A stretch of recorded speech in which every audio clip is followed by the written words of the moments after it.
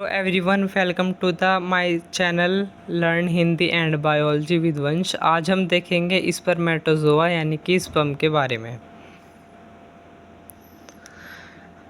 अब हम देखेंगे कि गैमेटोजेनेसिस में हमने स्पर्मेटोजेनेसिस देखा, उसके थ्रू स्पर्म बन रहा था। अब हम ये स्ट्रक्चर देखते हैं। सबसे पहले जो स्पर्म होता है ये हैप्लॉइड इन नेचर, ये नेचर में हैप्लॉइड होता है। अब ये 4 पार्ट से बना होता है। पहला है head, neck, mid piece and tail. देखिए, हेड, नेक, मिड पीस और टेल। वन बाय वन हम इन चीज़ों को देखेंगे। सबसे पहले देखते हैं हम हेड। देखिए हेड सबसे पहले हम हेड देखते हैं कि जो 1/3 पार्ट होता है पूरे स्पर्म स्ट्रक्चर का, उसको हम बोलते हैं मिड पीस या फिर हेड पीस भी हम इसको बोल सकते हैं। ये देखिए हेड पीस बोलते हैं हम इसको। अब आप यहाँ पे देख रहे हैं न्यूक्लियस। देखिए, ये elongated and large nucleus is present, इसमें ये न्यूक्लियस प्रेजेंट होता है।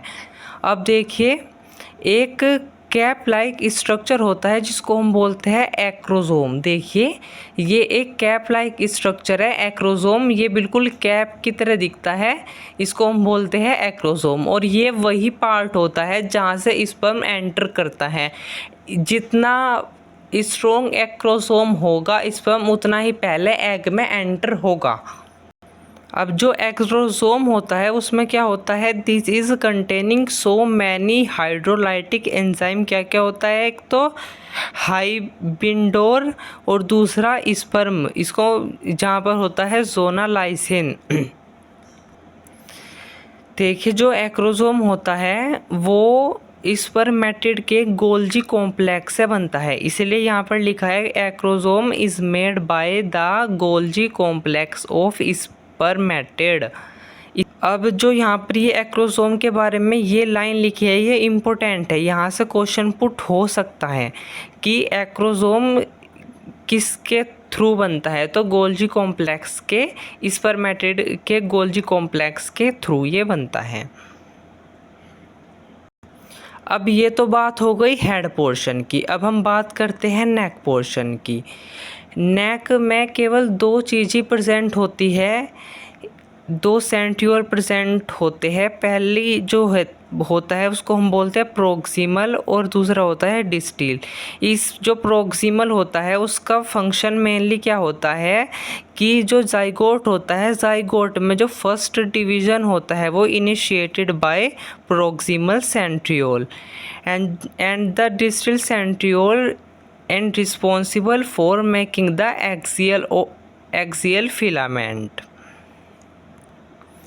देखिए, यहाँ पर ये डिस्टल सेंट्रियोल है जो कि यहाँ से स्टार्टिंग इसकी होती है और ये एंड तक पूरे लास्ट टेल तक ये बनता है।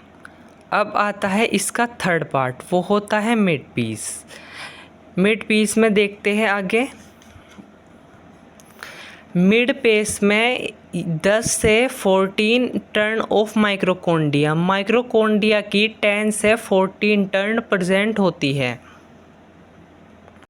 इसमें एक स्पाइरली माइक्रोकोंडिया प्रेजेंट होता है। इसमें एक पूरे को ये क्या बनाता है, एक शीट बनाता है। दिस इज कॉल्ड नेबन कर्ण। एक ये चीज़ याद रखना कि 10 to 14 टर्न ऑफ माइक्रोकोंडिया, और ये शीट जिसको नेबन कर्ण बोलते हैं वो ध्यान रखना। और ये इसको एनर्जी प्रोवाइड करता है क्योंकि माइक्रोकोंडिया is the power house of cell. क्योंकि एनर्जी का यहाँ पे ये काम है, जब टेल मूव करेगी तो उसको एनर्जी चाहिए, और उसको एनर्जी कहाँ से मिलेगी, माइक्रोकोंडिया से मिलेगी उसको एनर्जी। अब बात करते हैं टेल की। उसमें प्रेजेंट होता है एक्सियल फिलामेंट, वहाँ पर ही वे टेल बनाता है और प्रोवाइड करता है स्पर्म को मोटिलिटी यानी कि उसको मूव करने में वो उसको हेल्प करता है, इसलिए लिखा है present axial filament to create the tail. जो एक्सियल फिलामेंट है वो टेल बनाता है and this is responsible for providing the motility to sperm को मोटिलिटी प्रोवाइड करने के लिए रिस्पॉन्सिबल होता है। फ्रेंड्स, अब हम देखेंगे oogenesis। इसमें बहुत सारी टर्म्स आएगी, प्राइमरी oocyte, बहुत सारी टर्शरी फॉलिकल, ग्राफियन फॉलिकल, बहुत सारी इसमें टर्म आने वाली है। और ये जितने भी टर्म हैं इन सब को हम डिस्कस करेंगे डिटेल में फीमेल रिप्रोडक्टिव डक्ट में। देखिए, oogenesis का मीन्स होता, जो oogenesis है वो सिक्रीट करती है ओवा, इसलिए oogenesis का मीनिंग ही निकाला है कि ये ओवा सिक्रीट करती है। जैसे हमने स्पर्मेटोजेनेसिस में 3 फेज देखे थे, वैसे ही इसमें भी हम 3 फेज देखेंगे। जो पहला फेज है वो है मल्टीप्लिकेशन फेज, जो दूसरा फेज है वो है ग्रोथ फेज, और जो तीसरा फेज है वो है मैचुरेशन फेज। अब हमें पता है जो ओवरी है उसकी जो वॉल है उसको हम बोलते हैं जर्मिनल एपिथेलियम। इसी का हम दूसरा नाम भी बोल सकते हैं मदर सेल। जो ये मदर सेल होती है undergo mitosis, a large amount of mitosis करके ये बहुत सारे oogonia बना लेते हैं। एट बर्थ 2 मिलियन, बर्थ के टाइम पर oogonia 2 मिलियन बन जाते हैं। इस फेस को बोलते हैं मल्टीप्लिकेशन फेस। जब फीटस का बर्थ होता है, जब oogonia करीब 2 मिलियन प्रेजेंट होता है, अब उस oogonia में से ही उसमें से ये कन्वर्ट हो जाती है प्राइमरी oocyte में। ठीक है, अब ये प्राइमरी oocyte कैसे कन्वर्ट हुई? पहले सेल ने कुछ ग्रोथ किया, कुछ चेंज किया, चेंज करने के बाद इसको हम बोलते हैं ग्रोथ फेज। देखिए, oogonia प्राइमरी oocyte में कन्वर्ट होता है बर्थ के टाइम पर, और oogonia से ये कन्वर्ट होता है, इसलिए उसको ग्रोथ फेज बोलते हैं। नाउ इस फेस में होता क्या है, यहाँ पर मियोसिस 1 स्टार्ट ही होता है, और वो ग्रोथ फेस में ही जब वो स्टार्ट होता है तो ग्रोथ फेस में ही वो अरेस्ट हो जाता है टिल द प्यूबर्टी। अब जैसे यहाँ पे चाइल्डहुड स्टार्ट हो रहा है तो यहाँ पर वो प्रोफेस 1 में ही अरेस्ट हो जाती है, तो आगे जो उसका डिवीज़न है वो स्टॉप हो जाता है। अब यहाँ से स्टार्ट है, देखिए, बर्थ। अब यहाँ से ये कन्वर्ट हो जाएगी सेकेंडरी oocyte में। ओके, अब ये कैसे कैसे कन्वर्ट होगी? ये जो प्राइमरी oocyte है इसके चारों ओर ग्रेनुलोसा सेल बन जाएगी, और ये क्या बनाएगा? ये बनाएगा प्राइमरी फॉलिकल। देखिए, अब ये तो बर्थ के टाइम हो गया। अब यहाँ पे चाइल्डहुड, अब यहाँ पे सेकेंडरी oocyte तो बन ही गया और मियोसिस यहाँ पे बंद हो ही गया। फिर ये बनाता है tertiary follicle and further growth and convert into Graafian follicle. Tertiary follicle में कन्वर्ट होता है और ग्राफियन फॉलिकल यहाँ पर बन जाता है। अब जब ये सेकेंडरी oocyte मियोसिस 2 में जाता है तो ये मेटाफेस में भी अरेस्ट हो जाता है, तभी इसका डिवीज़न कंप्लीट होता है। तो बेसिकली मैं आपको लास्ट रिज़ल्ट बता रहा हूँ कि जब ये मियोसिस करेगा तो and the make the secondary polar body, at last it will make ovum. जब मियोसिस 2 कंप्लीट होगा तब ये ओवम रिलीज होगा और प्रोवाइड होगा रिप्रोडक्शन के लिए। और ओवम पर अब ये रुक गया है, अब ये ओवम तक, और ये स्टार्ट कहाँ से हुआ था? देखिए, ये स्टार्ट हुआ था यहाँ से। अब यहाँ से मैचुरेशन से ओवम तक हम इसको बोलते हैं मैचुरेशन फेज। क्या बोलेंगे इसको? मैचुरेशन फेज बोलेंगे। अब जैसे हमने स्पर्मेटोगोनिया का हार्मोनल कंट्रोल पढ़ा था, ऐसे ही oogenesis का भी हार्मोनल कंट्रोल है। देखिए कैसे होता है, again the same thing. What? जो ब्रेन में पार्ट होता है हाइपोथैलेमस, वो जो हाइपोथैलेमस है वो एक हार्मोन रिलीज़ करता है जिसका नाम होता है गोनाडोट्रोपिन रिलीजिंग हार्मोन। वो ये रिलीज़ करता है। ये रिलीज़ करके क्या रिलीज़ करेगा, एंटीरियर पिट्यूटरी ग्लैंड पर वर्क करेगा। ओके, अब जो एंटीरियर पिट्यूटरी है ये किस पे काम करेगा, ये काम करेगा ओवरी पे, और ओवरी को बोलेगा कि LH, FSH एंड एस्ट्रोजन जैसे हार्मोन सिक्रीट करो। यहाँ पे एक प्रोजेस्टेरोन भी है, LH, FSH, estrogen and progesterone जैसे हार्मोन रिलीज़ करो। अब LH और FH जो है वो सिक्रीट करेगा एस्ट्रोजन एंड प्रोजेस्टेरोन। पहले LH और FSH होंगे, उसके बाद एस्ट्रोजन एंड प्रोजेस्टेरोन है। और ये जो एस्ट्रोजन एंड प्रोजेस्टेरोन है ये हाइपोथैलेमस से और एंटीरियर पिट्यूटरी पर निगेटिव फीडबैक डालेगा, और फिर हमारे पास बहुत ज़्यादा फीडबैक हो गया है एस्ट्रोजन एंड प्रोजेस्टेरोन का। फिर इसको स्टॉप करना पड़ेगा, यहाँ पर सारे सिग्नल बंद हो जाएंगे। जैसे इसका कॉन्ट्रिशन डाउन चला जाएगा ये नेगेटिव कंट्रोल हट जाएगा और दोबारा सिग्नल आएगा और दोबारा ये सिंथेसिस स्टार्ट हो जाएगा। समझ में आ रहा है आपको? अब लास्ट में एक और चीज़ देखते हैं कि जो ओवम बनता है उसका स्ट्रक्चर कैसे होता है। ये जो ओवम हमने बनाया है इसका स्ट्रक्चर देखते हैं ये कैसा होता है। पहले हम ओवल की जो शेप देखते हैं वो ओवल शेप होता है। इसमें सबसे पहले आपको एक आउटरिंग कवरिंग दिखेगी जो कि होगी प्लाज्मा मेम्ब्रेन। ओके, एक और चीज़, ये कैसे होते हैं, ये होते हैं नॉन क्लीडोई यानी कि विदाउट सेल। इनके पास कोई भी सेल नहीं होती, इनके चारों तरफ कोई भी सेल नहीं होती। बाकी औरों के पास होती है लेकिन प्लाज्मा मेम्ब्रेन के पास कोई भी सेल प्रेजेंट नहीं होती। इसका मतलब दे आर नो योग इनसाइड। अब जो प्लाज्मा मेम्ब्रेन है इसके अंदर स्मॉल पार्टिकल्स होते हैं जिनको म्यूकोपॉलीसैकेराइड इनका नाम होता है। They are called cortical granules. Actually इनको कॉर्टिकल ग्रैन्यूल्स भी बोलते हैं। कॉर्टिकल ग्रैन्यूल्स इसमें प्रेजेंट होते हैं। एक यहाँ पे न्यूक्लियस प्रेजेंट होता है और पोलर बॉडी भी प्रेजेंट होती है, ये देखिए। अब ये तो एक स्ट्रक्चर हुआ, इसके चारों ओर एक और कवरिंग होती है, उसको हम बोलते हैं ज़ोना पेलुसिडा। देखिए ज़ोना पेलुसिडा क्या होता है, या फिर हम इसको ऐसे बोल सकते हैं कि दो कवरिंग है इस पूरे ओवम के चारों तरफ। एक जो कवरिंग है उसको हम बोलते हैं ज़ोना पेलुसिडा, और जो अनादर जो कवरिंग है उसको हम बोलते हैं कोरोना रेडिएटा। देखिए एक कवरिंग है ज़ोना पेलुसिडा और जो अनादर है वो है कोरोना रेडिएटा। जो ज़ोना पेलुसिडा है ये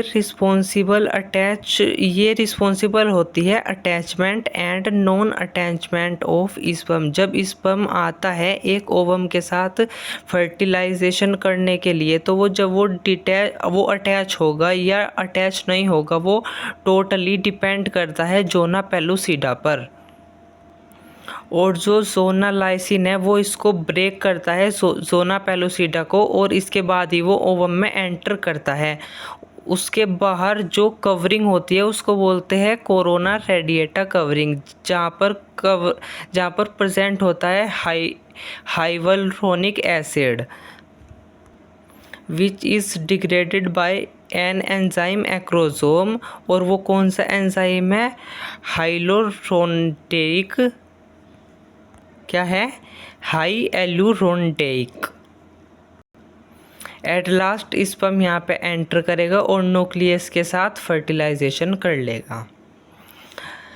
अब एक और चीज़ है, ये जो मेम्ब्रेन का जो बीच का जो स्पेस होता है उसको हम बोलते हैं पेन्यूटाइल स्पेस। देखिए उम्मीद है आपको ये स्ट्रक्चर समझ में आया होगा, बस आपको ये थ्योरी वे में लिखना है। देखिए अब वीडियो को आगे बढ़ाते हुए नेक्स्ट टॉपिक है मेंस्ट्रुअल साइकिल। ये ह्यूमन रिप्रोडक्शन का बहुत ही इम्पोर्टेंट टॉपिक है। बहुत सारे क्वेश्चन इस टॉपिक से पूछे जाते हैं। देखिए, अकर्स इन प्राइमेट्स, ये प्राइमेट्स में होते हैं, जैसे ह्यूमन्स में हो गया या फिर एप्स में हो गया। सच काइंड ऑफ एनिमल्स, इनमें क्या होती है, मेंस्ट्रुअल साइकिल होती है। ये क्या होती है, जनरली 28 से 29 डेज की साइकिल होती है। फिर उसके बाद वही फिर से साइकिल रिपीट होने लगती है। अब ये जो साइकिल है इसको 4 फेजेस में ब्रेक किया गया है। जो फर्स्ट फेज़ है वो है मेंस्ट्रुअल फेज़, एंड जो सेकंड फेज है वो है फॉलिक्यूलर फेज या प्रोलिफेरेटिव फेज, एंड जो थर्ड फेज है वो है ovulatory phase, and last is the secretary phase या ल्यूटियल फेज। अब हम बारी बारी से एक एक फेज को डिटेल में समझेंगे।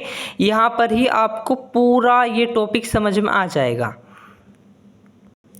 देखिए डायग्राम, एक तरफ तो इसमें डेज बताए गए हैं और दूसरी तरफ यूट्रस का कंडीशन क्या रहता है। यूट्रस की जो एंडोमेट्रियम है, जब आपने फीमेल रिप्रोडक्टिव सिस्टम पढ़ा होगा तो मैंने आपको बताया था कि यूट्रस के अंदर 3 लेयर होती है, perimetrium, myometrium and endometrium. I told you endometrium जो होते हैं उसमें साइक्लिक चेंज होते हैं, तो यूट्रस के अंदर जितने भी चेंज होते हैं एंडोमेट्रियम के अंदर, उसी के लिए हम यहाँ पे पोजीशन बता रहे हैं। एंड ओवरी से कुछ हार्मोन रिलीज होते हैं, यहाँ पर उनके नेम लिखे हुए, जैसे कि एस्ट्रोजन एंड प्रोजेस्टेरोन। उसके बाद ओवरीज के अंदर क्या क्या इवेंट्स हो रहे हैं हम उसकी बात करते हैं। जो पिट्यूटरी जो हार्मोन होते हैं, जैसे FSH और LH, ये यहाँ पे देखिए। जो फर्स्ट फेज है मेंस्ट्रुअल फेज, उसको हम ब्लीडिंग फेज भी बोलते हैं, क्योंकि इस फेज में ब्लीडिंग स्टार्ट होती है। ये जो फेज है ये 3 से 5 डेज लॉन्ग का रहता है। इसमें क्या होता है, जो बेसिकली एंडोमेट्रियम वॉल है वो ब्रेक डाउन होना शुरू हो जाती है। एट गेटिंग रप्चर, जो एंडोमेट्रियम वॉल है वो ब्रेक डाउन होने लगती है। और ये कंडीशन होती कब है, जब कोई ओवा स्पर्म की एंट्री नहीं होगी और ओवम का फर्टिलाइजेशन नहीं होगा। इसलिए लिखा है अनफर्टिलाइजेशन ओवम रिलीज। क्या होता है, हर बार हर साइकिल में यूट्रस खुद को प्रिपेयर करता है कि वो कंसीव कर सके ओवम को। वो अपने आप को ये सोचकर प्रिपेयर करता है कि ओवम का फर्टिलाइजेशन हो। लेकिन इस साइकिल के एंड में जब ओवम का कोई भी फर्टिलाइजेशन नहीं होता है तो अब उसको ब्रेक डाउन करके निकल जाना है, किसको, एंडोमेट्रियम वॉल को, ताकि एक नया साइकिल जब शुरू होगा तो फिर से वो नई एंडोमेट्रियम बनेगी और फिर वापस से वो ब्रेक करेगा, फर्टिलाइजेशन होगा उसके पास। अब यहाँ पर एंडोमेट्रियम वॉल ब्रेक डाउन हो पे रही है बिकॉज यहाँ पर फर्टिलाइजेशन नहीं हुआ। तो एंडोमेट्रियम वॉल के साथ ही जो अनफर्टिलाइजेशन ओवम है वो रिलीज हो जाते हैं। देखिए जो एंडोमेट्रियम वॉल है वो रिलीज हो गई और यहाँ 5 तक दिखाया कि वो सबसे कम थी और फिर से ये साइकिल रिपीट ऐसे हुई। 5 तक है हमारी मेंस्ट्रुअल फेज। दूसरा जो फेज है वो है फॉलिक्यूलर फेज, इसका दूसरा नाम है प्रोलिफेरेटिव फेज। जब हम देखते हैं इसमें, देखिए मेंस्ट्रुअल फेज में हर हार्मोन का जो फेज है वो कम है, लेकिन जैसे ही फॉलिक्यूलर फेज आती है, ये जो एस्ट्रोजन है, FSH है, LH है, तो इन सब का लेवल जो है वो थोड़ा थोड़ा बढ़ने लगता है। ये तीनों हार्मोन का लेवल थोड़ा थोड़ा बढ़ने लगता है, किसमें, फॉलिक्यूलर प्रोलिफेरेटिव फेज में, सेकंड जो फेज होता है उसमें। तो हम लिखेंगे कि LH, FS एंड एस्ट्रोजन का जो लेवल है वो इंक्रीज़ होने लगता है। अब हम देखेंगे कि जो एंडोमेट्रियम है वो स्टार्ट होंगी फॉर्मिंग अगेन, जो एंडोमेट्रियम है वो दोबारा बनना शुरू हो जाएगी। और इसी के साथ ही क्या होगा, जो ये फॉलिकल्स होती है ओवरी के अंदर, ओवरीज के अंदर फॉलिकल का डेवलपमेंट भी स्टार्ट होता है। इसलिए यहाँ पर लिखा है start the development follicle development. देखिए प्राइमरी है, फिर ये बन जाएगी सेकेंडरी, फिर ये बन जाएगी टर्शरी, ऐसे ही ये चलता रहेगा।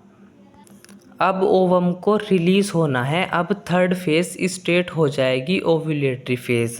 जैसे ये ओव्यूलेटरी फेज है, ये जो LH FSH और जो एस्ट्रोजन है सबका लेवल है वो बहुत ज़्यादा बढ़ गया है। किस किस का, LH का, FSH का और एस्ट्रोजन का। सब कहाँ पहुँच गए, पीक पर पहुँच गए। देखिए LH FSH estrogen at peak, ये पीक पर पहुंच गए और ये रिलीज़ करते हैं ओवम ग्राफियन फॉलिक्यूल से ओवम को रिलीज़ करते हैं। Due to the LH peak पर होने के कारण ये ग्राफियन फॉलिकल से ओवम को रिलीज़ करते हैं।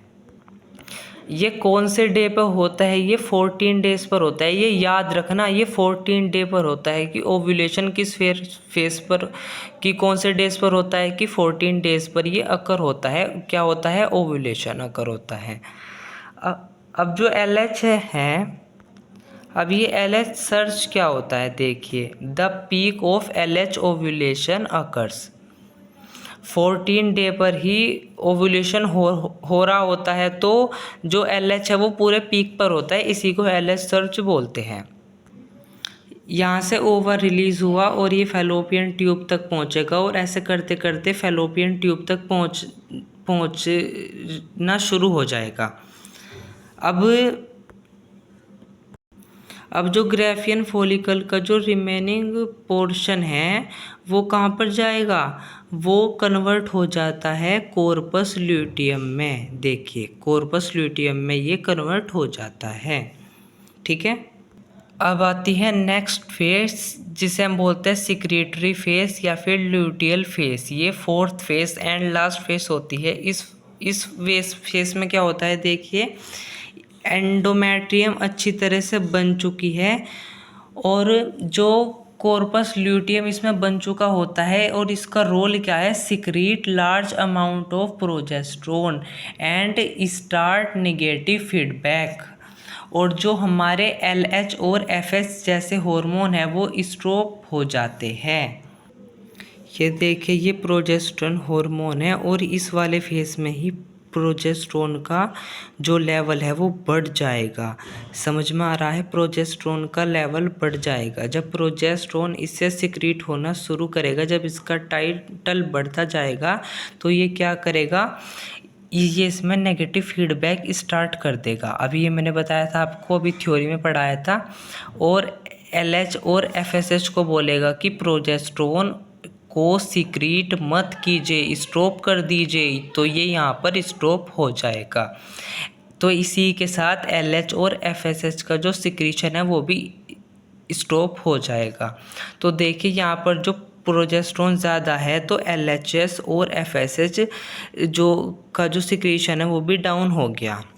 जब इनका सिक्रीशन बंद होगा तो एटलीस्ट क्या होगा कि एक स्टेट ऐसी आएगी जब प्रोजेस्टेरोन का भी सिक्रीशन बंद हो जाएगा।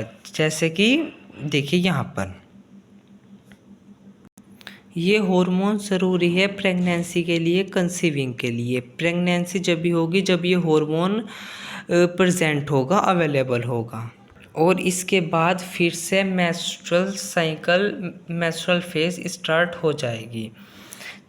देखिए सपोज़ यहाँ पे ओवम, ये फर्टिलाइजेशन हो गया, इस पे स्पर्म आया और फर्टिलाइजेशन हो गया, तो क्या हुआ, ये लेवल तो कम हुआ, प्रोजेस्टेरोन लेवल तो कम हुआ, लेकिन अब प्रेगनेंसी कैसे कंटिन्यू होगी। जब ओवम आ जाता है यूट्रस में, इम्प्लांटेशन हो जाता है तो एक स्ट्रक्चर बनता है, उसको बोलते हैं प्लेसेंटा। प्लेसेंटा क्या करता है, प्रोजेस्टेरोन हार्मोन रिलीज़ करता है। तो ओवरऑल पूरी प्रेगनेंसी मेंटेन हो जाती है बाय प्रोजेस्टेरोन हार्मोन। अब देखिए क्वेश्चन आ सकता है which hormone responsible for pregnancy sustain maintain, तो आपको आंसर टिक करना है प्रोजेस्टेरोन। अब देखिए इसी चैप्टर ह्यूमन रिप्रोडक्शन का जो नेक्स्ट टॉपिक है वो है फर्टिलाइजेशन एंड इम्प्लांटेशन। देखिए if you know this is the female tract, ये जो स्पर्म है ये रिलीज होते हैं वजाइना और ट्रैवल करते हैं यूट्रस तक और पहुंचते हैं फैलोपियन ट्यूब के पास, और वहाँ पर भी एक पर्टिकुलर जंग है एम्पुलरी इस्थमिक जंक्शन। इसी जंक्शन पे, इसी रीजन पे क्या होता है, फर्टिलाइजेशन होता है। फर्स्ट क्वेश्चन यहीं से बनता है कि फर्टिलाइजेशन कौन सी जगह पर होता है, तो वो होता है एम्पुलरी इस्थमिक जंक्शन पर।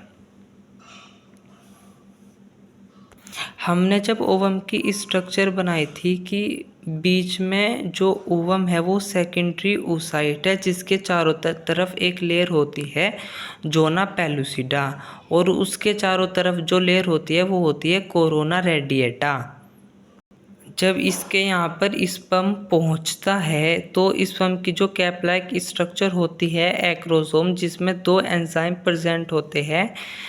पहला जो होता है वो हाइलोरोनिडेज और सेकंड जो होता है वो होता है सोना लाइसिन। जब ये एंट्री करने वाला होता है तो क्या होता है, ये जो हाइड्रोनिडेज जो एंजाइम है जो कोरोना रेडियो होता है वो आपस में लिंक्ड होते हैं।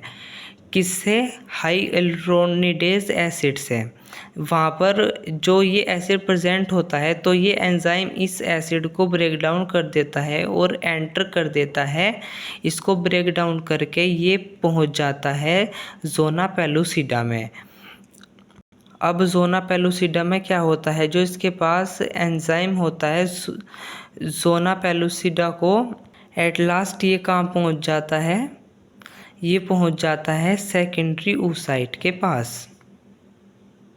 ये तो हो गया कि स्पर्म कैसे एंट्री कर रहा है। अब यहाँ पर कुछ फैक्ट होते हैं जो कि क्या करते हैं, स्पर्म को कुछ एक्टिवेट करते हैं, क्योंकि स्पर्म एक्टिवेट नहीं है, उसको एक्टिवेट करना पड़ता है हमें।